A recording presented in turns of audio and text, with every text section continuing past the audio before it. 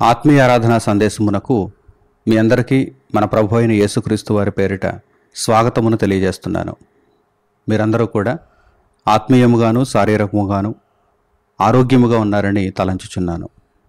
ఈరోజు పరిశుద్ధ గ్రంథము నుండి ఒక అద్భుతమైనటువంటి పాఠ్యాంశాన్ని మనం అందరం కూడా నేర్చుకుందాం. సమాజంలో మోసగాళ్ళు ఎక్కువగా ఉంటూ ఉంటారు. ఒకడు మరొక వ్యక్తిని మోసం చేయాలంటే దానికి మొదటి మెట్టు మోసపోయేవాడు గుడ్డిగా మోసగించేవాడిని నమ్మడం. లేదంటే అప్రమత్తంగా ఉంటే, మెలకువగా ఉంటే మోసగాడు ఎంత ప్రయత్నం చేసినా కానీ ఎవరు కూడా మోసపోరు. అప్పుడప్పుడు మోసగాళ్లకు ఎవరూ లొంగటం లేదనుకోండి, మోసగాళ్ళు ఏమనుకుంటూ ఉంటారంటే ఈ మధ్యకాలంలో ప్రజలు బాగా తెలివి మీరిపోయారు అని అనుకుంటూ ఉంటారు. ప్రజలు బాగా తెలివి మీరిపోయారు అంటే మోసగించటానికి వీలవటం లేదన్నమాట, వీలు కుదరటం లేదు.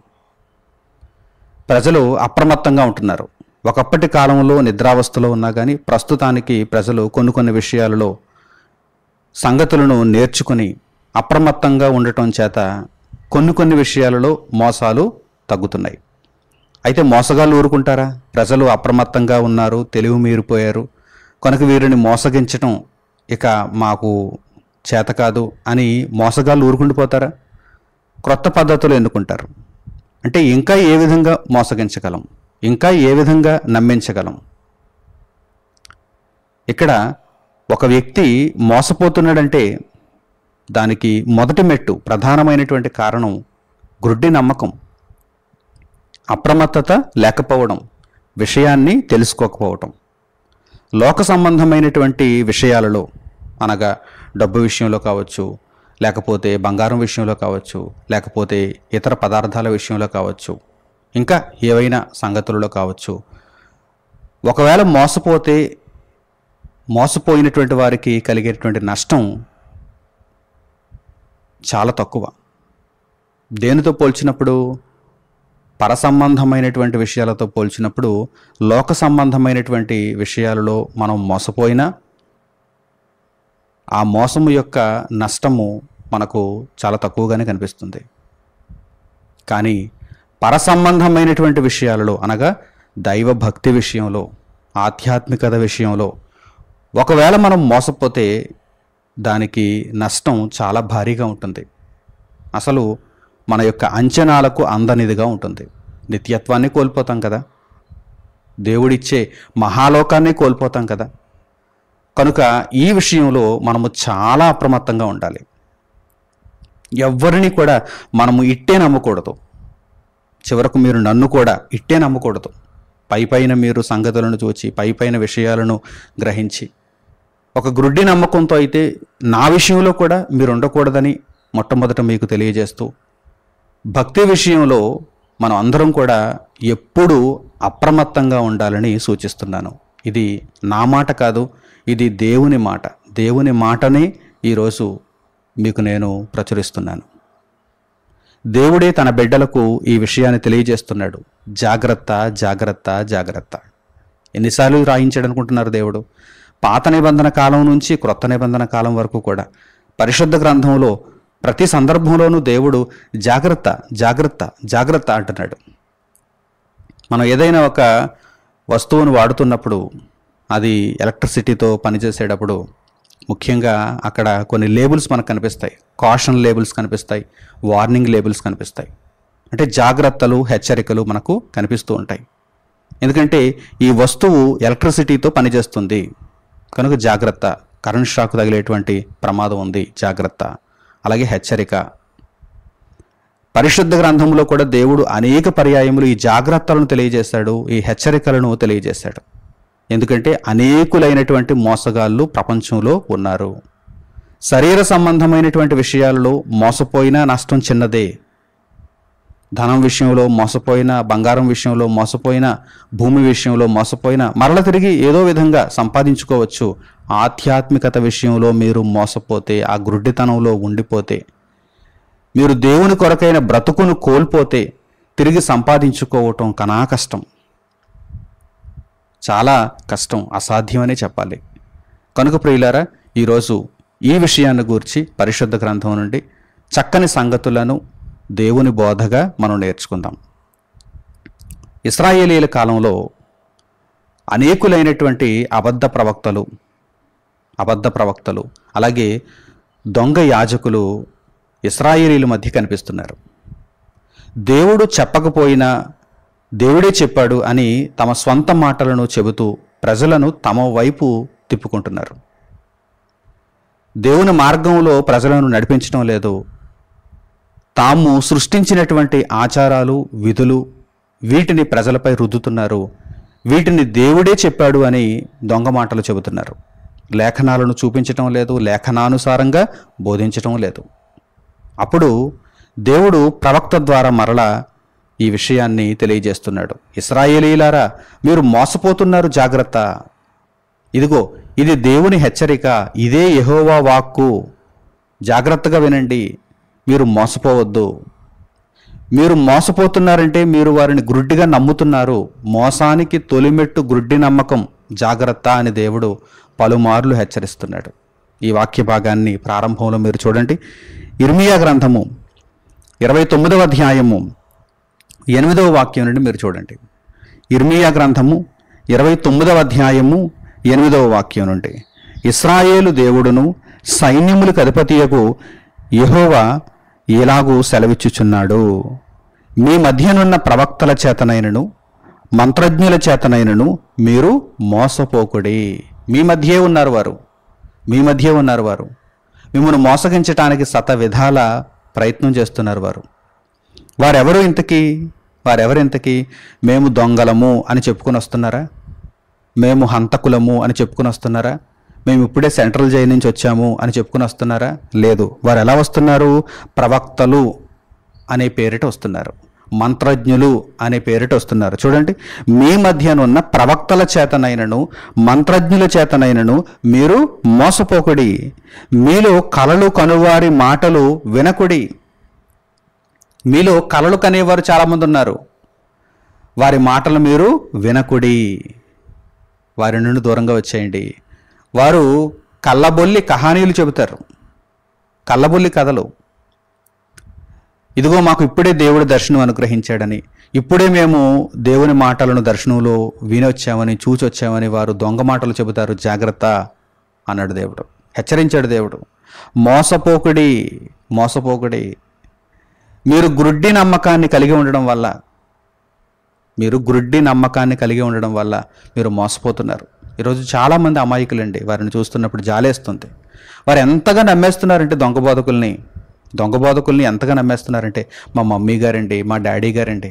ఏమంటే ఇంట్లో ఉన్నటువంటి మమ్మీకి డాడీకి కూడా అంత విలువనివ్వరు. కానీ దైవికంగా దేవుణ్ణి చూచి దేవుని ఎడల భయభక్తులతో ఇదిగో ఈ దొంగలను కూడా పాపం వారు ఏమనుకుంటున్నారంటే, మా మమ్మీ గారు, మా డాడీ గారు మమ్మల్ని ఏం మోసం చేయరు, మమ్మల్ని అస్సలు మోసం చేయరు అనుకుంటున్నారు. కానీ వీరు మోసగాళ్ళు, జాగ్రత్త. అందరూ అలా ఉండకపోయినా మీరు మాత్రం అప్రమత్తంగా ఉండాలి. అందరూ దొంగలు కాకపోవచ్చు, అలాగని దొంగలు లేరా? ఉన్నారు. భక్తి ముసుగులో దొంగలు లేరా? ఉన్నారు. నేను ఫలానావాడు దొంగ, ఫలానామి దొంగ అని నేను చెప్పను, వారి పేర్లు నేను చెప్పను. మీరు వారు దొంగలో కాదో లేఖనాలను బట్టి అర్థం చేసుకోవాలి, విచారించాలి, తెలుసుకోవాలి. దేవుడు కూడా ఇక్కడ ఏమైనా పేర్లు చెప్పాడా? ఇదిగో ఫలానా ఈ పేరు కలిగినటువంటి వ్యక్తి, ఫలానా ఆ పేరు కలిగినటువంటి వ్యక్తి అని చెప్పాడా? దొంగ ప్రవక్తలు, దొంగ మంత్రజ్ఞులు అన్నాడు. ఈరోజు వీడు దొంగగా తయారవ్వచ్చు, రేపొద్దున మరొకడు దొంగగా తయారవ్వచ్చు. ఎవడైనా ఎప్పుడైనా దొంగగా తయారవచ్చు కదా. కనుక దొంగ ప్రవక్త విషయంలో మనం జాగ్రత్తగా ఉండాలి. ఇక్కడ పేర్లు అవసరం లేదు, కానీ మన చుట్టూ చాలామంది ఉన్నారు. దైవ భక్తి విషయంలో దొంగలు చాలామంది ఉన్నారు. పలు విధాలుగా అమాయకులైనటువంటి వారిని, గుడ్డిగా నమ్మేటువంటి వారిని మోసం చేస్తున్నారు. కనుక మీరు జాగ్రత్తగా ఉండాలి. మీ మధ్య కొంతమంది కలలు కంటున్న వారు ఉన్నారు, వారి మాటలు మీరు వినొద్దు అన్నాడు దేవుడు. తర్వాత చూడండి, వారు నా నామమును బట్టి అబద్ధ ప్రవచనములను మీతో చెప్పుదురు. ఇదిగో దేవుడే చెప్పాడు అంటారు. వారి పేరును బట్టి కాదు, ఇదిగో నేను చెప్తున్నాను, ఇది నా సొంత మాట అని వారు అనరు. ఇదిగో దేవుడే ఇప్పుడు చెప్పాడు, దేవుడే ఇప్పుడు నాకు కలను అనుగ్రహించాడు అని చెబుతారు. లేఖనాలను చూపించరు. కళ్ళబొల్లి కబుర్లు. ఇప్పుడు నేను కూడా లేఖనాలను చూపించకుండా మీతో నేను నా మాటలుగా చెప్పాను అనుకోండి, అప్పుడు మీరు వాటిని నమ్మవలసిన పరిస్థితి లేదు. లేఖనాలలో ఉన్న వాటిని, దేవుని మాటలను వివరిస్తూ మిమ్మల్ని అప్రమత్తం చేస్తున్నాను. జాగ్రత్త పడండి. ఇదిగో దేవుడు అంటున్నాడు, వారు నా నామమును బట్టి అబద్ధ ప్రవచనములను మీతో చెప్పుదురు, నేను వారిని పంపలేదు, ఇదే యెహోవా వాక్కు. నేను వారిని పంపించలేదు, ఇదే యెహోవా వాక్కు అని దేవుడు ప్రవక్త ద్వారా తెలియజేస్తున్నాడు. కనుక ప్రియులారా, ఈరోజు మీరు మీ చుట్టూ ఉన్నటువంటి ఈ దొంగలను గమనించాలి. వారు మీ బలహీనతను ధనంగా మార్చుకుంటున్నారు, ఆస్తిగా మార్చుకుంటున్నారు, పేరు ప్రఖ్యాతులుగా మార్చుకుంటున్నారు, అందలాన్ని ఎక్కుతున్నారు. పోనీలే, వారేదో సంపాదించుకున్నారు, వారి మీద ఎటువంటి అసూయ మనకు లేదు. కానీ మీ జీవితాలు పాడైపోతున్నాయే. మీరు ఎక్కడ వేసిన గొంగలి అక్కడే అన్నట్టుగా ఉన్నారే. మీరు మహాజ్ఞానులుగా మారి లోకములో ఉన్నటువంటి అనేక మందిని దేవుని మార్గములోనికి నడిపించవలసినటువంటి పరిస్థితి లేదే. మిమ్మల్ని అలాగే ఉంచేస్తున్నారు. ఎందుకంటే మీరు అంధభక్తులుగా ఉంటేనే వారు అందలాన్ని ఎక్కుతారు. మీరు అంధులుగా ఉంటే వారు అందలాన్ని ఎక్కుతారు. కనుక మిమ్మల్ని ఇలాగే ఉంచేస్తున్నారు. మీకు బైబిల్లో కనీసం ఎటువంటి జ్ఞానపు సంగతి కూడా తెలియకుండా, మీకు అందనివ్వకుండా, మీరు కేవలం వారికి సేవ చేస్తూ, మీరు కేవలం వారికి ధనాన్ని అందిస్తూ, మీరు కేవలం వారిని గొప్ప చేసేటువంటి పరిస్థితులలో మాత్రమే వారు ఉంటున్నారు, మిమ్మల్ని ఉంచుతున్నారు. ఇది చాలా భయంకరమైనటువంటి పరిస్థితి. మీ ఆత్మీయ స్థితిని వారు దిగజారుస్తున్నారు. మీరు మోసపోతున్నారు. ఈరోజు ప్రపంచంలో అనేక మంది భక్తి ముసుగులో ఈ విధంగానే ఉన్నారు. అందుచేతనే లోకమునకు స్వచ్ఛమైన దేవుని వాక్యం అందటం లేదు, సువార్త ప్రకటన వెళ్ళటం లేదు. నిజంగా మనుషులలో జ్ఞానమే ఉంటే, బోధకులైన వారు దేవుని యొక్క జ్ఞానమును ప్రకటించవలసినటువంటి వారు అనేక మందిని జ్ఞానులుగా తీర్చిదిద్దితే వారు ఊరుకుంటారా? ఖచ్చితంగా అనేకులకు ఆ జ్ఞానాన్ని ప్రకటిస్తారు. ప్రతి ఆదివారం కూడుకుంటారు, సంఘాలుగా కూడుకుంటారు. కానీ నేర్చుకొని మరల ఇంటికి వెళ్ళి వారి చుట్టూ ఉన్న వారికి దేవుని జ్ఞానాన్ని ప్రకటించగలిగిన స్థితిలో ఇలా సంఘముగా కూడుకుంటున్న వారు ఉంటున్నారా అంటే లేదు. ఎందుకు లేదు అనగానే ఇదిగో దొంగలు ఉన్నారు. ఈ దొంగలకు ఎప్పుడు కూడా దోచుకోవడమే పని. ఈ దొంగలకు ఎప్పుడు కూడా ఆస్తులు ఎలా పెంచుకోవాలి, సంఘాన్ని ఎలా వృద్ధి చేసుకోవాలి. సంఘాన్ని వృద్ధి చేసుకోవడం అంటే దేవుని కొరకైన ఆశ కాదది.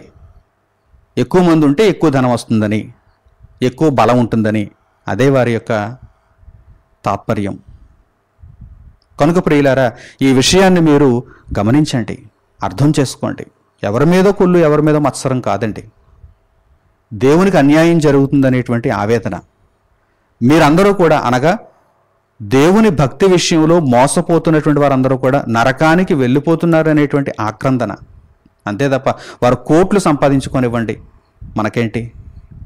ఒకవైపు లోక సంబంధులు సంపాదించుకోవటం లేదా, వారి వల్లే వీరు సంపాదించుకుంటున్నారు. సరే, మంచిదే. వారు ఆనందిస్తే, వారు సుఖంగా సంతోషంగా ఉంటే మనకెందుకు కుళ్ళు, మనకెందుకు ఇబ్బంది? కానీ ఆత్మలు నాశనానికి వెళ్ళకూడదు, దేవునికి అన్యాయం జరగకూడదు, దేవునికి బాధ కలగకూడదు.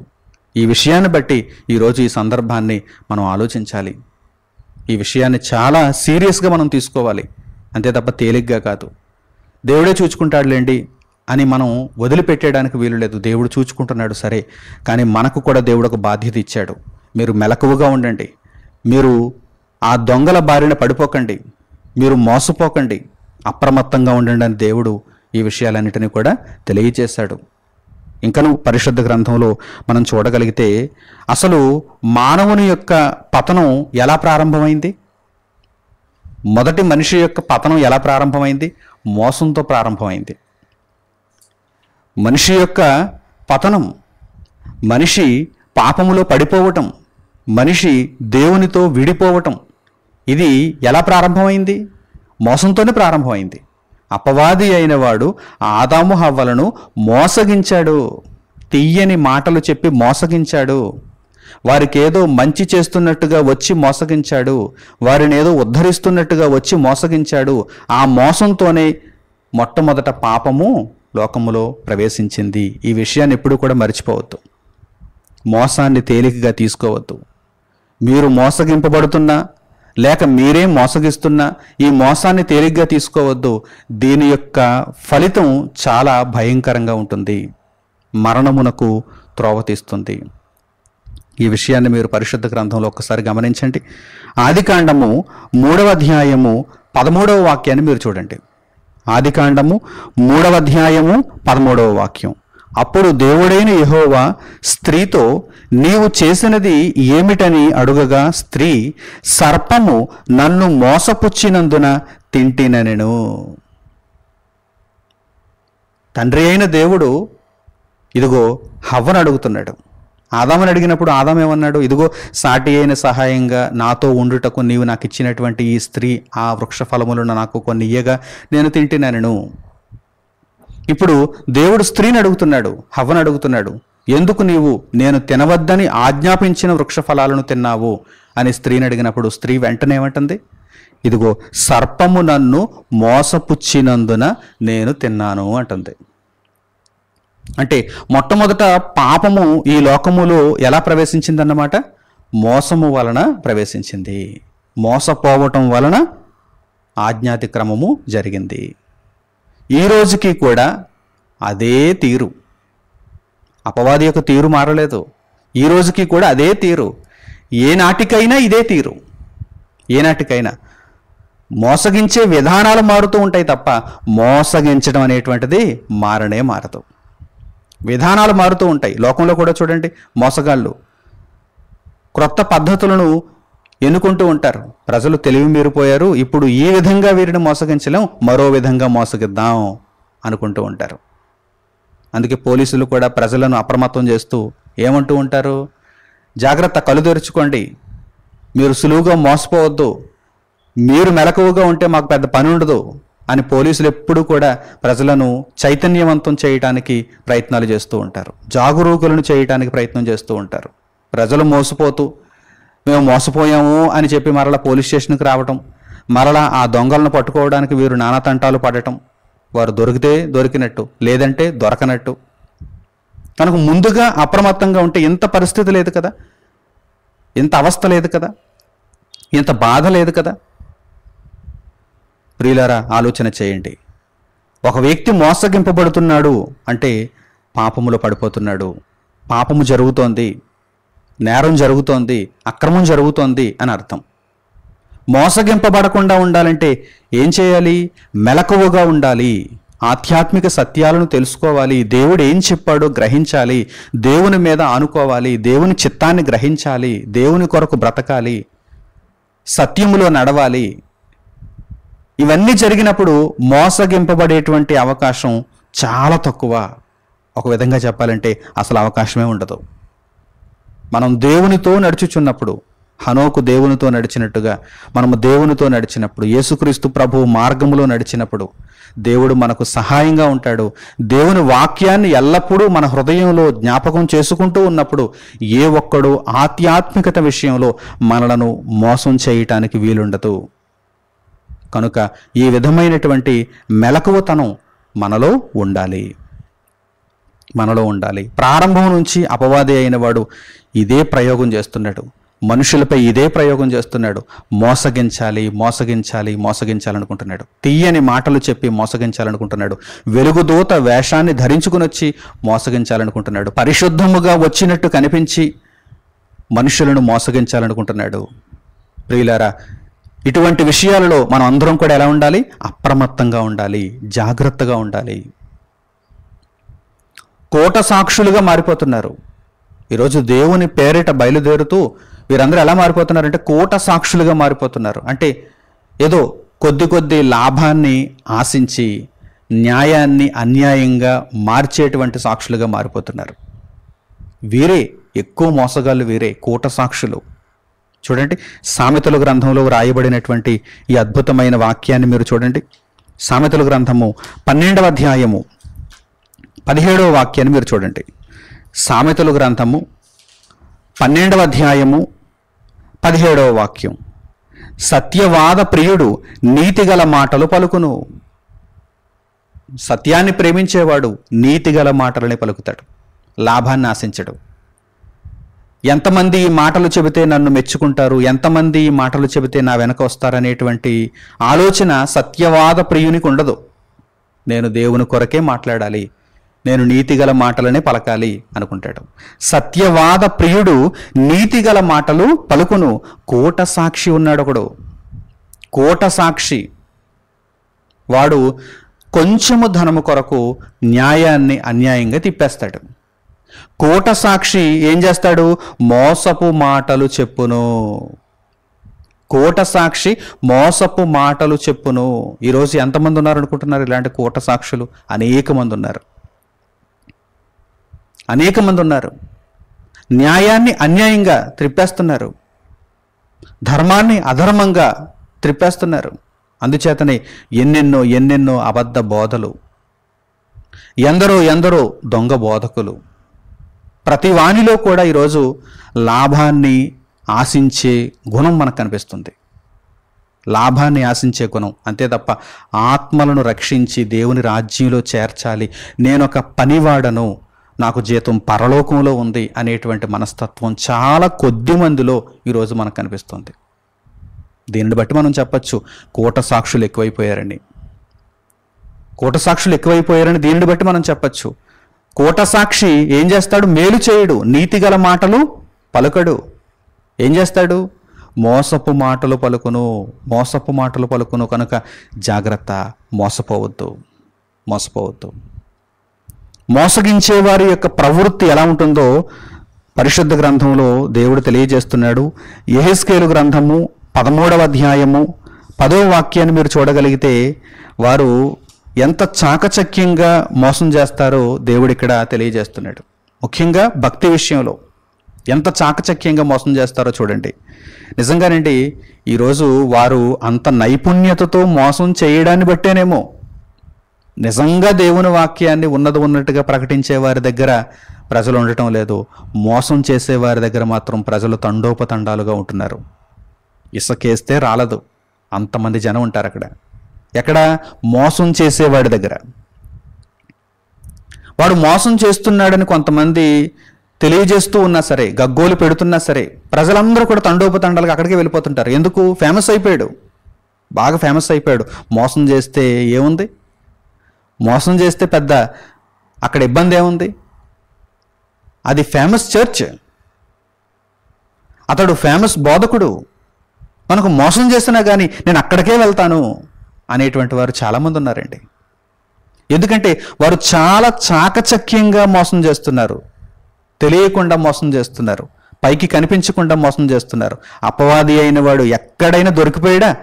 ఆదాము హవ్వలు తప్పు చేయనంత వరకు అపవాది అయిన వాడు సర్పము ద్వారా వచ్చి ఎక్కడైనా దొరికిపోయాడా? లేదు. వారిని ఎంతగా నమ్మించాడంటే అసలు దేవుడే మమ్మల్ని చిన్నచూపు చూశాడు, ఇదిగో ఈ సర్పము మమ్మల్ని ఎంత చక్కగా పట్టించుకుంది, మేము దేవతల వలె ఉండటానికి చక్కని ఉపాయం చెప్పేసింది. అపవాది అయిన వాడు ఎంత మంచోడు అనుకుంటున్నారు వీరు, అభాగ్యులు. అలా నమ్మించిందండి. ఆదాము హవ్వలు ఇద్దరిని కూడా అలా నమ్మించిందండి. అసలు నిజంగా అలా నమ్మించటంలో దానికి ఉన్నటువంటి టాక్టిక్స్ వేరండి. అలా నమ్మించటంలో అపవాది అయిన వాడికి ఉన్నటువంటి టాక్టిక్సే వేరు. ఎవరినైనా సరే వాడు మోసగించాలి అంటే కనుక, వాడు కంకణం కట్టుకున్నాడంటే ఫలానా వ్యక్తిని నేను మోసగించాలి అని తీర్మానించుకున్నాడంటే మోసగించేస్తాడు. అంత నైపుణ్యత వాడి దగ్గర ఉంది. కనుక దేవుడు కూడా మరో ప్రక్కన ప్రయత్నం చేస్తున్నాడు. ఇదిగో నా పిల్లలారా, ప్రజలారా, అప్రమత్తంగా ఉండండి, అప్రమత్తంగా ఉండండి. వాడు చాలా దుర్మార్గుడు, వాడు చాలా చాకచక్యంతో వస్తాడు, నైపుణ్యతతో వస్తాడు, క్రొత్త క్రొత్త ఆలోచనలతో వస్తుంటాడు. వాడిని మీరు నమ్మేలా వాడు విశ్వ ప్రయత్నాలు చేస్తాడు. జాగ్రత్త, జాగ్రత్త. నీతి ఎప్పుడూ ఒకే విధంగా ఉంటుంది, సత్యము ఎప్పుడూ ఒకే విధంగా ఉంటుంది. కానీ అబద్ధికుడు 10 వేషాలు వేసుకుంటాడు, 100 వేషాలు వేసుకుంటాడు. నీతి కలిగిన వాడు ఎప్పుడూ కూడా ఒకే మాట, నీతి కలిగిన వాడు ఎప్పుడు కూడా ఒకే బోధ. యోధాపత్రికలో ఏమని రాయబడింది? అప్పగింపబడినటువంటి ఒకే ఒక బోధ, ఒక్కటైన బోధ. ఆ బోధ నిమిత్తం పోరాడండి అని దేవుడు ఇదిగో మా బోటి వారికి సెలవిచ్చాడు, ఆజ్ఞను జారీ చేశాడు. పోరాడాలి. శ్వాస ఆడుతున్నంత వరకు కూడా ఈ బోధ నిమిత్తం, ఒక్కటైన బోధ నిమిత్తం పోరాడాలి. మాకున్నటువంటి మార్గం ఒక్కటే, కానీ అపవాదికి వారి అనుచరులకు ఉన్నటువంటి మార్గాలు అనేకములు, విస్తారమైనటువంటి మార్గాలు ఉన్నాయి వారికి.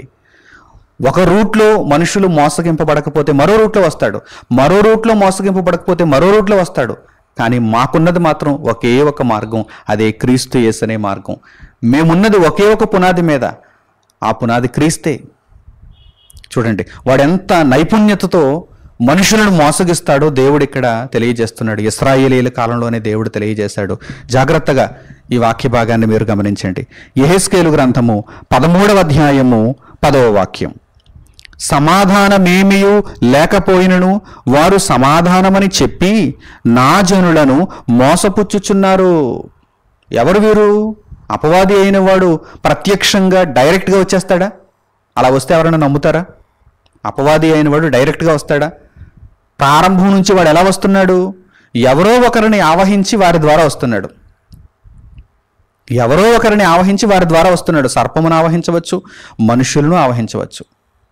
మరి ఇప్పుడు విస్తారమైనటువంటి మనుషులు కనిపిస్తున్నారు, వాడికి లొంగిపోయేటువంటి మనుషులు ఎందరో కనిపిస్తున్నారు. ఇప్పుడు సర్పము ద్వారా రావాల్సినటువంటి ఆవశ్యకత ఏముంది? ఆ మోసం అయిపోయింది, ఆ ట్రెండ్ అయిపోయింది. ఇప్పుడు అలా వస్తే అందరూ గుర్తుపట్టేస్తారు, సర్పాన్ని చావకొట్టేస్తారు. ఇప్పుడు మరి ఎవరి రూపంలో రావాలి? మంచివాడి రూపంలో రావాలి.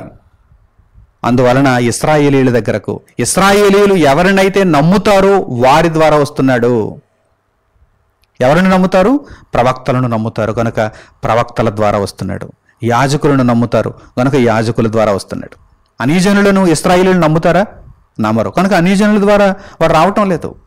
ఇదిగో ప్రవక్తలు, యాజకులు, వారి ద్వారా అపవాది అయిన వాడు వచ్చి ఇశ్రాయేలీయులను మోసం చేస్తున్నాడు. సమాధానం ఏమీ లేదు. ఇశ్రాయేలు దేశంలో, యూదా దేశంలో సమాధానం ఏమీ లేదు. వారు చెరకు వెళ్లాల్సిందే, దేవుడు నిర్ణయం చేశాడు. కానీ అక్కడ ఉన్నటువంటి అదిగో ఆ దొంగ ప్రవక్తలు, ఆ దొంగ యాజకులు, దొంగ బోధకులు, వారు ఇశ్రాయేలీయులను మోసం చేస్తున్నారు, మోసపుచ్చుతున్నారు. సమాధానమేమీ లేకపోయినను, దేవుని యొద్ద నుండి సమాధానమేమీ లేకపోయినను ఏమంటున్నారండి? సమాధానము, సమాధానము, సమాధానం అని చెబుతున్నారు. నేటి కాలంలో కూడా మీరు ఆలోచన చేయండి. ప్రపంచం భయంకరంగా ఉంది. ఎక్కడైనా ఏ బోధకుడైనా గద్దించి, ఖండించి, బుద్ధి చెప్పి ప్రజలందరికీ కూడా దేవుని యొక్క మాటలను ప్రకటిస్తాడా అని మనం ఎదురు చూస్తుంటే లేదండి. ప్రతి ఒక్కరూ కూడా దేవుడు మిమ్మల్ని ఆశీర్వదించును, దేవుడు మిమ్మల్ని దీవించును, నీవు ఎలా ఉన్నా పర్వాలేదు, నీకు ఉద్యోగం వచ్చేస్తుంది, నీకు పెళ్ళైపోతుంది, నీకు పిల్లలు పుట్టేస్తారు, నువ్వు ఇల్లు కట్టేసుకుంటావు, నీ కోర్టులో కేసులు తీరిపోతాయి, నీ రోగం నయమైపోతుంది. మనుషులు ఎలా ఉన్నా సరేనా? దేవుని యొద్ద నుండి సమాధానం వస్తోందా? దేవుని యొద్ద నుండి సమాధానం వస్తోందా? గ్రహిస్తున్నావా? ప్రస్తుత కాలానికి మనుషులకు కావలసినటువంటి వాక్యం ఏమిటి? వారు దీవింపబడాలి సరే, వారు ఆశీర్వదింపబడాలి సరే, కానీ ఎప్పుడూ ఇదే బోధ, ఎప్పుడూ ఇదే బోధ. దేవుడు ఖండించమని, గద్దించమని, బుద్ధి చెప్పమని వాక్యమందు తెలియచేయలేదా? వారిని యేసుక్రీస్తు ప్రభువు రాకడ కొరకు కనిపెట్టి ఉండేలా నీవేమైనా ప్రయత్నాలు చేయగలుగుతున్నావా? వారిలో ఉన్న లోపాలను సరిదిద్దగలిగే బోధలు ఏమైనా చేయగలుగుతున్నావా? వారి జీవితాలేమో అలాగే ఉండాలని కోరుకుంటున్నావు. సమాధానం ఏమీ లేకపోయినా సమాధానము, సమాధానము, సమాధానమనే నీవు బోధలు చేస్తున్నావు. అంటే నాటి కాలంలో ఇశ్రాయేలీయులను మోసగించినటువంటి దొంగ యాజకుల వలె, దొంగ ప్రవక్తల వలె నేడు అనేక మంది దొంగ బోధకులు ఉన్నారు అనుటలో ఎటువంటి సందేహం లేదు, ఎటువంటి సందేహం లేదు. ప్రియులారా, దేవుడు ఈ మాటలను ఇదిగో ఆయన వైపు తిరిగేటువంటి వారి కొరకు వ్రాయించాడండి. ఆయన మాటలు పట్టించుకోని వారు సరే సరే ఈ బోధ విననటువంటి వారు సరే కనీసం ఆయన వైపు తిరిగి ఆయన మాటలకు చెవినిచ్చేవారి కొరకు ఇదిగో దేవుడు ఈ సంగతులను ముందుగా వ్రాయించి ఉంచాడు. సమాధానమేమియూ లేకపోయినను వారు సమాధానమని చెప్పి నా జనులను మోసపుచ్చుచున్నారు. ఈ జనులేమో గ్రుడ్డిగా నమ్ముతున్నారు. మోసానికి తొలిమెట్టు గ్రుడ్డి నమ్మకం కదా, వీరినే నమ్ముతున్నారు. నేను పంపిన నా ప్రవక్తను నమ్మటం లేదు, ఇర్మియాను నమ్మటం లేదు, యెహెజ్కేలును నమ్మటం లేదు, యెషయాను నమ్మటం లేదు, నేను పంపిన నిజమైన ప్రవక్తలను నమ్మటం లేదు. ఇదిగో ఈ దొంగలను వీరు నమ్ముతున్నారు కనుక మోసపోతున్నారు. వారు ఎలా మోసగిస్తున్నారో చూడండి. ఆ యాజకులు దొంగలై ఎలా మోసగిస్తున్నారు చూడండి. నా జనులు మంటి గోడను కట్టగా వారు వచ్చి దాని మీద గచ్చుపోత పూసెదరు. జనులేమో మట్టి గోడ కట్టారు. మట్టి గోడ ఎన్నాళ్ళు ఉంటుంది? వర్షం వస్తే నానిపోయి పడిపోతుంది. మట్టి గోడ ఉంటుందా? మట్టి గోడను జనులు కడితే వీరు వచ్చి ఏం చేస్తున్నారట? గచ్చుపోత దాని మీద గచ్చిపోత పూసేస్తున్నారు. ఏమైనా నిలబడుతుందండి? అటువంటి గోడ ఏమైనా నిలబడుతుందా? వీరి జీవితాలు కూడా అంతే. ఈరోజు ప్రజల యొక్క భక్తి జీవితాలు కూడా అంతే. మట్టి గోడ వీరు కడుతున్నారు, గచ్చిపోత వారు పోస్తున్నారు. డొల్ల అంతా, లోపలంతా డొల్ల. ఎవరైనా ఒక దారుణమైనటువంటి కాంట్రాక్టర్ ఉన్నాడు అనుకోండి, డబ్బు బాగా తినేసేటువంటి కాంట్రాక్టర్ ఉన్నాడు అనుకోండి, ముఖ్యంగా ప్రభుత్వ పనులలో అటువంటి కాంట్రాక్టర్లు మనకు కనిపిస్తూ ఉంటారు. ఆ కాంట్రాక్టర్లు ఎలా ఆ యొక్క నిర్మాణాలను చేపడతారు? లోపలంతా డొల్ల, నాసిరకం ఇసుక, నాసిరకం సిమెంటు, నాసిరకం ఈ మెటల్, ఇవన్నీ వాడుతూ ఉంటారు. అవన్నీ లోపల ఉండిపోయేవి కదా, కనిపించవు కదా, కనుక అంతా నాసిరకం వాడతారు. పైకి మాత్రం చక్కగా ముస్తాబు చేస్తారు, పైకి మంచి కోటింగ్ వేస్తారు, పైకి మంచి రంగులు వేస్తారు. అలాగే కొన్ని రెడీమేడ్ ఇల్లును మనం చూస్తుంటాం. వాటిని చాలా డొల్లగా కడుతుంటారు, నాసిరకంగా కడుతుంటారు. ఒక 5 ఏళ్ళు 10 ఏళ్ళు అయ్యేసరికి పెచ్చులు ఊడిపోతూ ఉంటాయి. ఎందుకంటే లోపల బలం లేదు. ఈరోజు ఆధ్యాత్మిక జీవితాలు కూడా ఇలాగే తయారయ్యాయి. ఒక 5 ఏళ్ళు మహా అయితే వారు క్రీస్తు భక్తిలో ఉంటున్నారు. మహా అయితే ఒక 10 ఏళ్ళు ఉంటున్నారు. ఆ తర్వాత ఏదైనా కష్టం వచ్చేసరికి ఆ పెచ్చు ఊడిపోతుంది. వీరు పూసినటువంటి ఆ గచ్చు పూత ఊడిపోతుంది. లోపలేముంది? అంత మట్టి వానకి కరిగిపోతుంది, గోడ పడిపోతుంది. ఆధ్యాత్మిక జీవితం ఏమవుతుంది? కూలిపోతుంది. నా ప్రియులైనటువంటి సహోదరులారా, ఈరోజు మీరు ప్రపంచవ్యాప్తంగా ఎందరో క్రైస్తవులను చూస్తున్నామని అనుకుంటున్నారా? ఈ క్రైస్తవులలో మెజారిటీ, సింహభాగం ఇలాగే ఉన్నారు. మట్టి గోడను కట్టుకుంటున్నారు, దాని మీద దొంగ బోధకులు గచ్చిపోత పూస్తున్నారు. అంతే తేడా, అంతే తప్ప ఇదిగో మీరు ఇలా మట్టి గోడను కట్టడానికి వీలు లేదు. దేవుడు చెప్పినట్టుగా ప్రవర్తించండి, రాతితో మీరు గోడను కట్టండి, బండ మీద మీ ఇల్లును కట్టుకోండి అని ఎవరైనా బోధ చేయగలుగుతున్నారండి? అలా బోధ చేస్తే జనులు వినరేమోననేటువంటి భయం కూడా వీరిలో ఉంది. అలా బోధ చేస్తే జనులు నన్ను విడిచిపెట్టి వెళ్ళిపోతారేమో, కనుక వారికి అనుకూలంగా నేను తయారైపోవాలి, నాకు డబ్బులు వస్తాయి, వారు నా దగ్గరే ఉంటారు అనేటువంటి ఆలోచనతో ఈరోజు దొంగ బోధకులు అందరూ కూడా ఈ విధంగా మారిపోయారు. ఒకరిని చూచి ఒకరు ఇలాగ మారిపోతున్నారు కూడా. ఒకప్పుడు దొంగ బోధకుడు ఒకడే ఉండేవాడేమో, ఇద్దరే ఉండేవారేమో, ముగ్గురే ఉండేవారేమో. ఈరోజు తండోపతండాలుగా అందరూ అదే మార్గం. ఎందుచేత? అయ్యగారు అలా ఉంటే మనం కూడా అలాగే ఉండాలి, ఆ పెద్ద బోధకుడు అలా ఉంటే ఈ చిన్న బోధకులు మనం కూడా అలాగే ఉండాలి అనేటువంటి తీరన్నమాట. వారిలా మనం కూడా డెవలప్ అవ్వాలంటే, అభివృద్ధిని పొందాలంటే, వారిలా మనం కూడా కార్లు, బంగళాలు, ఆ హోదా, దర్పం అన్నీ సంపాదించుకోవాలంటే దేవుని ముసుగులో, మరలా ఇదేమి దొంగ బిజినెస్ చేస్తున్నట్టుగా కాదు, దేవుని ముసుగులో, పవిత్రత ముసుగులో, పరిశుద్ధత ముసుగులో మేము కూడా అంత హోదా సంపాదించుకోవాలంటే ఇదిగో వారి వలె మేము కూడా మోసం చేయాలనేటువంటి ఆలోచనతోనే అనేక మంది ఈరోజు ఆ మార్గంలోనికి వెళ్ళిపోతున్నారు. అయితే దేవుని యొక్క మార్గములో మనము ఖచ్చితంగా నిలబడితేనే పరలోకాన్ని స్వతంత్రించుకుంటామనేది నిత్య సత్యం. మోసగించేవారు ఎంతమంది ఉన్నా మనము మోసగింపబడకుండా దేవుని కొరకు నిలబడితేనే ఉన్నతమైనటువంటి ఫలితాన్ని అందుకుంటాం అనేది నిత్య సత్యం. ఎందుచేతనంటే దేవుడు ఖచ్చితంగా తెలియజేశాడు, నేరాన్ని ఎవరి మీదో నెట్టేస్తే దేవుడు ఊరుకునేటువంటి విధానం అక్కడ కనిపించదండి. మీరు ప్రారంభం నుంచి కూడా చూడండి, నేరాన్ని మరొకరి మీద నెట్టేశాడు. ఎవరు? ఆదాము గారు నేరాన్ని హవ్వగారి మీద నెట్టేశాడు. మరి ఆదాము గారిని దేవుడు పక్కకు తీసేశాడా? సరేలే బాబు, నువ్వు అమాయకుడివి, మోసపోయావు, మోసగించింది గనక మోసపోయావు, నువ్వు పక్కొచ్చేయి, నీవు పవిత్రుడివే అన్నాడా? నీవు కూడా ఏదైనా వనం నుండి బయటకు వెళ్ళిపో అన్నాడు. నిన్ను కూడా శపిస్తున్నాను అన్నాడు దేవుడు. మోసగించేవాడిది తప్పు, మోసపోయిన వాడిది కూడా తప్పే. మోసపోయిన వాడు కూడా శిక్షను అనుభవించాల్సిందే. హవ్వ దగ్గరికి వచ్చాడు దేవుడు, హవ్వను అడుగుతున్నాడు దేవుడు, ఇదిగో నీవెందుకు ఈ విధంగా తినవద్దని ఆజ్ఞాపించిన వృక్ష ఫలాలను తిన్నావు అనగానే, ఈ నేరాన్ని ఎవరి మీద నెడుతుంది? అదిగో సర్పము నన్ను మోసపుచ్చినందున తింటినను. అయితే నువ్వు పవిత్రురాలివే అమ్మా, నువ్వు పక్కొచ్చేయి అన్నాడా? లేదు. నీవు కూడా దోషివే, నీవు కూడా దోషివే, నీవు కూడా అక్రమాన్ని జరిగించావు, నీవు పాపమును జరిగించావు, కనుక నీవు కూడా బయటకు వెళ్ళిపో, ఏదైనా వనంలో నుండి బయటకు వెళ్ళిపో. ఆదాము గెంటి వేయబడ్డాడు, హవ్వ గెంటి వేయబడింది. మీరు ఆలోచన చేస్తున్నారా? మేము మోసపోయామండి, మేము అమాయకులమండి, దేవుడు మమ్మల్ని కరుణిస్తాడా? దేవుడు మా పరిస్థితిని చూచి మాకు పరలోకాన్ని ఇచ్చేస్తాడంటే ఇవ్వనే ఇవ్వడు.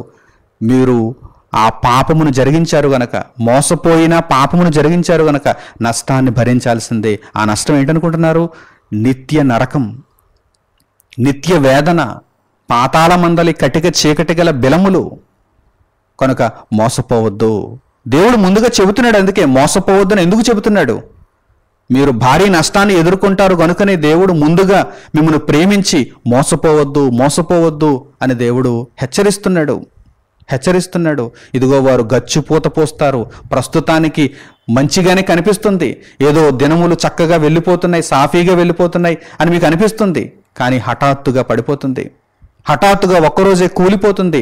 జాగ్రత్త అంటున్నాడు దేవుడు. చూడండి, యేసుక్రీస్తు ప్రభువు ఈ జాగ్రత్తను తెలియజేశారో లేదో మీరు గమనించండి. మార్కు సువార్త 13వ అధ్యాయము 5వ వాక్యాన్ని మీరు చూడండి.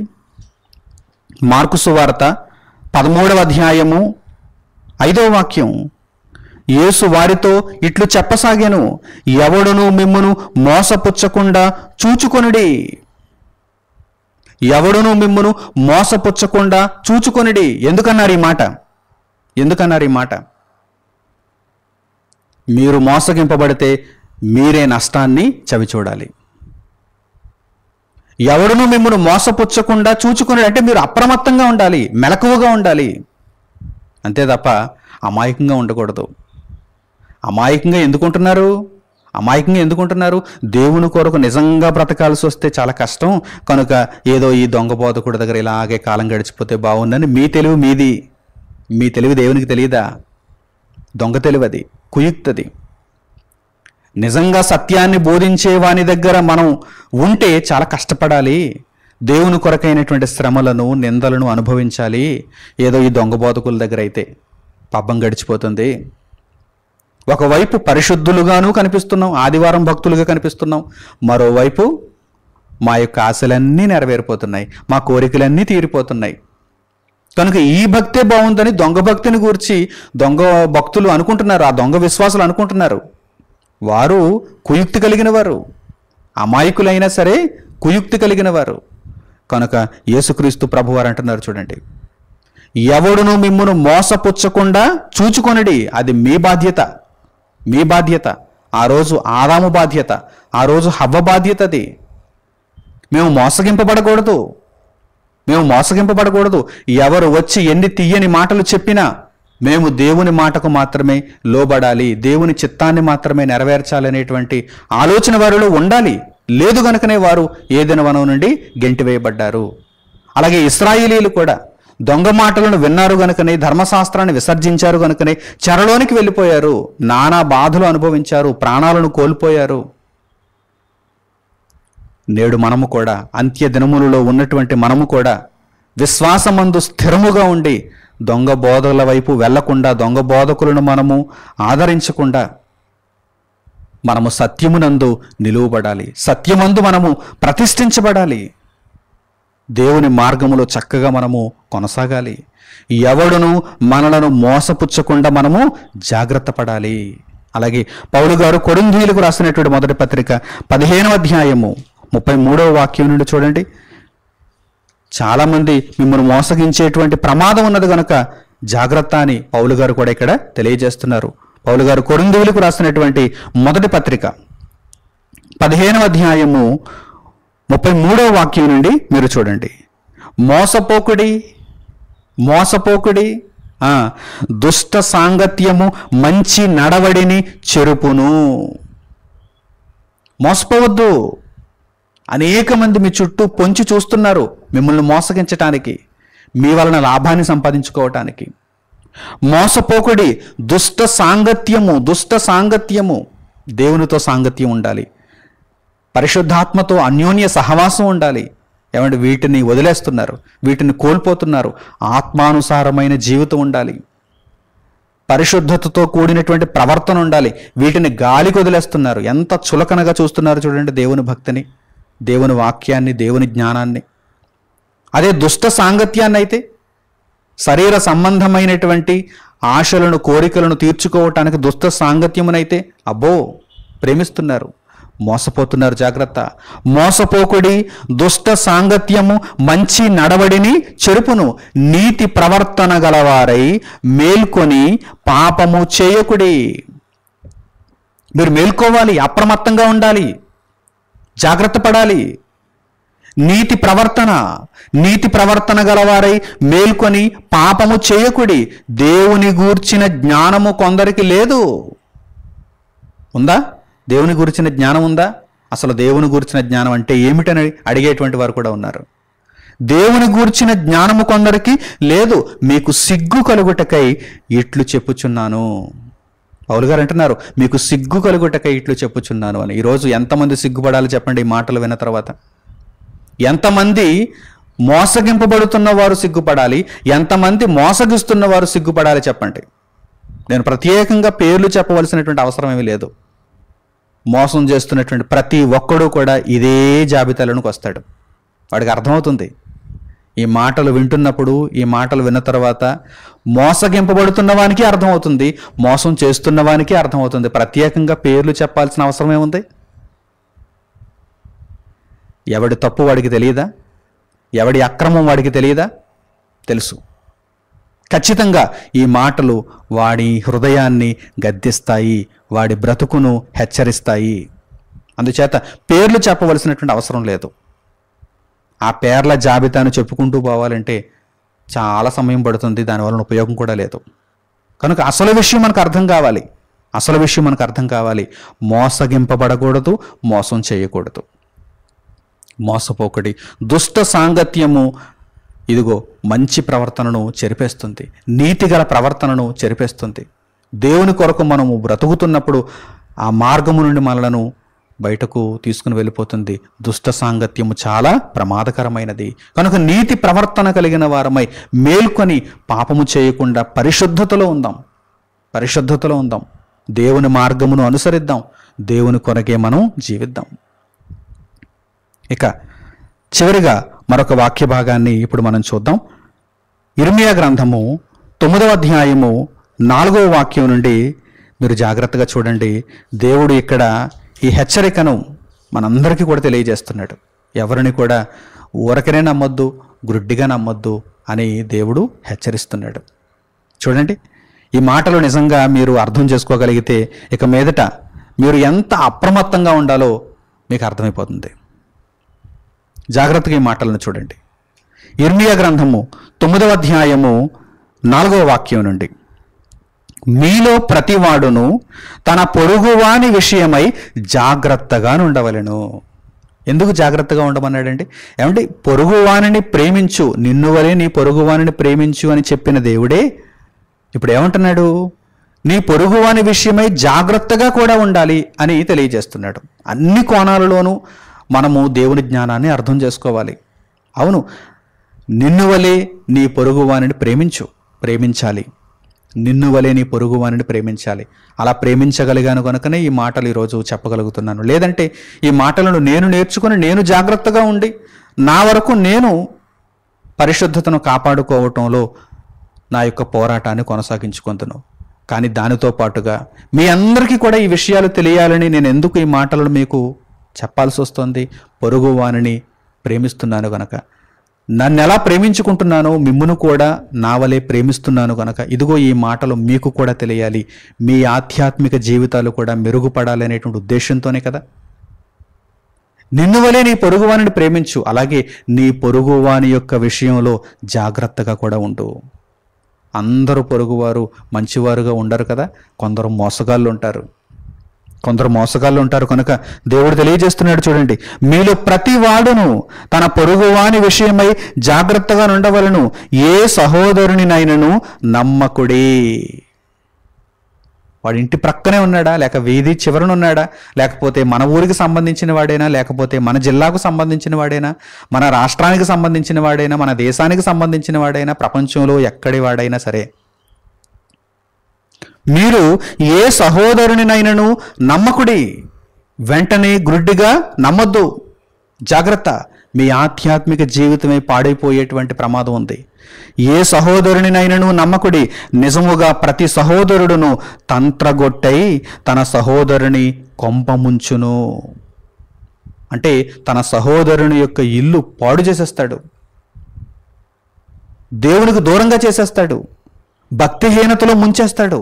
కనుక మీరు గుడ్డిగా నమ్మొద్దు. మీరు ప్రతి సహోదరుని గుడ్డిగా నమ్మొద్దు. ప్రతి సహోదరుడు తంత్రగొట్టై తన సహోదరుని కొంపముంచును. ప్రతి పొరుగువాడును కొండెములు చెప్పుటకై తిరుగుచున్నాడు.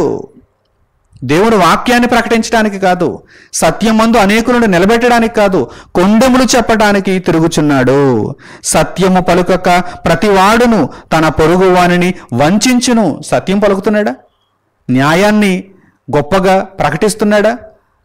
దేవుని వాక్యాన్ని ఉన్నది ఉన్నట్టుగా తెలియజేస్తున్నాడా? లేదు. కొండెములు చెబుతున్నాడు, అసత్యాన్ని పలుకుతున్నాడు. సత్యము పలుకక ప్రతివాడును తన పొరుగువానిని వంచించును. అబద్ధములాడుట తమ నాలుకలకు అభ్యాసము చేసి ఉన్నారు. ట్రైనింగ్ ఇచ్చేశాడు తమ నాలుకలకు. అబద్ధములాడుట తమ నాలుకలకు అభ్యాసము చేసి ఉన్నారు. ఎదుటివాని తప్పులు పట్టవలనని ప్రయాసపడుదురు. ఎప్పుడు కూడా ఎదుటివాని తప్పులు పట్టాలని వారు ప్రయాసపడతారు, ఆయాసపడతారు. వారి తప్పులను వారు గుర్తించరు, తెలుసుకోరు. తర్వాత నీ నివాస స్థలము కాపట్యము మధ్యనే ఉన్నది, వారు కపటులై నన్ను తెలుసుకొననొల్లకున్నారు. ఇదే యెహోవా వాక్కు. చూసారా, దేవుడు ఉన్నది ఉన్నట్టుగా స్పష్టముగా యథార్థాన్ని తెలియజేశాడు. కపటుల మధ్య నీవు నివసిస్తున్నావు, జాగ్రత్త. నీ నివాసము కాపట్యము మధ్య ఉన్నది. ప్రియులారా, ఈ మాటలన్నింటినీ దేవుడు మన మీద ప్రేమతో చెప్పాడు. మనము రక్షింపబడాలని చెప్పాడు, మనం జాగ్రత్త పడదామని చెప్పాడు, మనం అప్రమత్తంగా ఉంటామని తెలియజేశాడు. ఎవరికైనా ఒక మోసాన్ని గురించి మనం చెప్పామనుకోండి, ఇదిగోనండి ఫలానా చోట బజార్లో మోసం జరుగుతుంది, అక్కడికి మీరు వెళ్ళకండి, ఆ వస్తువును మీరు కొనకండి, లేకపోతే ఆ వ్యాపారి మోసం చేస్తున్నాడండి, జాగ్రత్త అని మనం చెప్పామనుకోండి, ముందుగా చెప్పినందుకు థ్యాంక్స్ అండి అంటారు వారు. ముందుగా ఆ మోసాన్ని గురించి మాకు తెలియజెప్పినందుకు థ్యాంక్స్ అండి, మీ మేలు మర్చిపోలేనండి అంటారు. మరి అంతకంటే విలువైనది కదండి ఇది. ఆధ్యాత్మిక జీవితం విషయంలో, భక్తి జీవితం విషయంలో మన ఆత్మను నిత్య జీవానికి వెళ్ళనివ్వకుండా ఆటంకపరిచేటువంటి ప్రమాదం ఉంది ఈ మోసగాళ్ళ వలన. కనుక ఈ విషయంలో దేవుడు మనకు హెచ్చరికలను జారీ చేస్తున్నాడంటే, దేవుడు ఈ విషయంలో మనకు మంచి సూచనలను ఇస్తున్నాడంటే మనం వాటిని పాటించాలి కదా. చాలా గొప్పగా వాటిని తీసుకోవాలి కదా, తేలికగా తీసుకోవద్దు, గొప్పగా తీసుకోండి వీటిని. కనుక ప్రతి సందర్భమందు కూడా ఆధ్యాత్మికత విషయంలో, భక్తి జీవితం విషయంలో మీరు మెలకువగా ఉండాలి, అప్రమత్తంగా ఉండాలి, జాగ్రత్తతో ఉండాలి. ఎందుకంటే ఈ విషయంలో మనం మోసపోయామంటే మనం తిరిగి మరలా నిత్య జీవాన్ని సంపాదించుకోవటానికి, యేసుక్రీస్తు ప్రభువు కొరకు జీవించటానికి సమయమే ఉండదు. పాతాళమందు పని లేదు, ఉపాయం లేదు, తెలివి లేదు, జ్ఞానం లేదు. కనుక ఈ బ్రతుకు కాలమందే చక్కగా దేవుని కొరకైనటువంటి జ్ఞానాన్ని నేర్చుకోండి, దేవుని కొరకు తెలివిగా బ్రతకండి, ఉపాయముతో బ్రతకండి, మెలకువ కలిగి ఉండండి, చక్కగా దేవుని పనిని నెరవేర్చండి. ఉన్నతమైనటువంటి నిర్ణయాలను తీసుకుంటారని, ఉన్నతమైనటువంటి లోకానికి ఆహ్వానింపబడతారని మీ అందరికీ కూడా ఈ మాటలను ప్రకటించి మంచి నిర్ణయాలు తీసుకునే విధంగా మీరందరూ ఒక చక్కని దేవుని ప్రేరేపణను కలిగి ఉండాలని మీకు సూచిస్తూ ఈ సందేశమును ఇంతటితో నేను ముగిస్తున్నాను. తండ్రి అయిన దేవునికి ప్రార్థనలో ఏకీభవించండి. మహోన్నతుడును, మహాపరిశుద్ధుడును, మహాఘనుడునైన మా కన్న తండ్రి, మీ ఉన్నతమైనటువంటి సంగతులను ఈరోజు ఈ సందేశము ద్వారా మీరు మాకు అనుగ్రహించారు. మీ మాటలను మా హృదయములలో భద్రపరుచుకొని వాటి ప్రకారము మేము జీవించటానికి మాకు సహాయమును అనుగ్రహించండి. 30 60 100 మేము ఫలించటానికి సహాయమునివ్వండి తండ్రి. నాయన, మీ బోధను విడిచిపెట్టి దుష్ట బోధల వైపు మేము వెళ్లకుండా ఎప్పటికప్పుడు జాగ్రత్త కలిగిన వారమై, మెలకువ కలిగిన వారమై, ఉన్నతమైనటువంటి లోకాన్ని స్వతంత్రించుకునే నిమిత్తము క్రీస్తు ప్రభు అనేటువంటి ఒకే ఒక మార్గంలో మేము నిత్యము ప్రయాణించగలగటానికి మాకు సహాయమును దయచేయండి తండ్రి. అపవాది అయినవాడు మమ్మను మోసగించటానికి పలు విధములుగా తండ్రి మా ఎదుట ప్రత్యక్షం అవుతున్నాడు. కనుక తండ్రి, వాడిని మేము గుర్తెరిగి వాడి తంత్రములను తెలుసుకొని వాడి మాయోపాయములను కనిపెట్టి వాడి బారి నుండి మేము బయటపడి తండ్రి, కేవలము మీ వాక్యము చేత మేము పరిరక్షింపబడుతూ మీ చిత్తమును నెరవేర్చుచు చక్కని పనిని మీ నిమిత్తమై మేము పూర్తి చేసుకొనగలుగుటకు, మీరు మా విషయమై సంకల్పించినటువంటి ప్రతి సత్కార్యమును పూర్తి చేసుకొనగలుగుటకు మమ్మను దీవించమని మీ సన్నిధిలో మిమ్మల్ని వేడుకుంటూ మా ప్రార్థన మనవులన్నింటినీ మా ప్రభువును మా రక్షకుడును త్వరలో తిరిగి రానయ్యున్న యేసుక్రీస్తు ప్రభు పేరిట మిమ్మల్ని వేడుకొనుచున్నాము తండ్రి. ఆమెన్. అందరికీ వందనములు. సెలవు.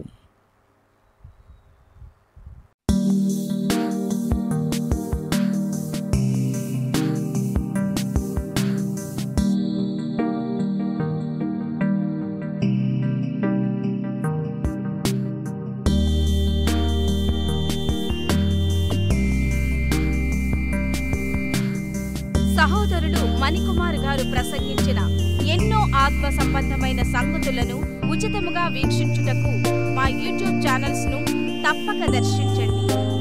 మా సమాచారమును ఎప్పటికప్పుడు తెలుసుకుని ఆత్మీయాభివృద్ధి నొందవలనంటే మా యూట్యూబ్ ఛానల్స్ ను సబ్స్క్రైబ్ చేసుకోండి. సత్వర నోటిఫికేషన్ల కొరకు సబ్స్క్రైబ్ బటన్ ప్రక్కనే ఉన్న బెల్ సింబల్ ను క్లిక్ చేయండి. మరిన్ని వివరములకు మీరు సంప్రదించవలసిన మా ఫోన్ నెంబర్స్ 8978414178 మరియు 83392766. ధన్యవాదములు. ఈ కార్యక్రమమును అనేక మందికి పరిచయం చేయగలరని ఆశిస్తున్నాము. ప్రభువైన యేసుక్రీస్తు పేరిట మీకు శుభములు.